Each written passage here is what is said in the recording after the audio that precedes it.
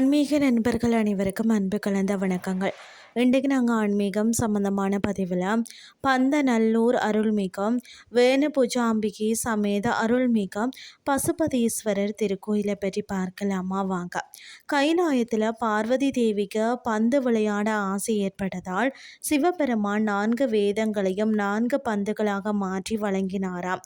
பார்வதி தொடர்ந்து விளையாடியதால் சூரியன் மறையாமல் இருந்ததாம். இதனால் முனிவர்கள் பார்த்தீங்கன்னா சந்தியா வந்தனம் செய்ய முடியாமல் சிவனிடம் முறையிட்டனர். கோபமடைந்த சிவன் பார்வதியை பசுவாக சபித்தாராம். சாப விமோசனத்திற்காக பூமியில சரக்கொன்றை மரத்தடியில இருந்த சிவலிங்கத்திற்கு பால் அபிஷேகம் செய்யும்படி கூறினாராம்.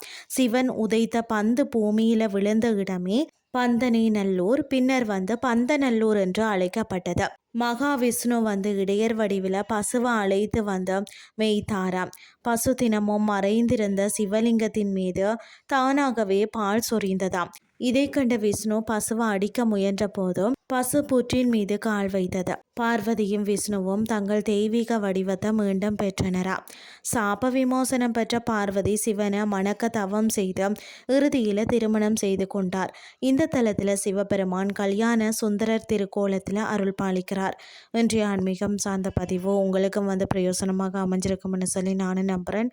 இதே மாதிரி மற்றொரு ஆன்மீகம் சார்ந்த பதிவோடு உங்களை சந்திக்கிறேன். நன்றி.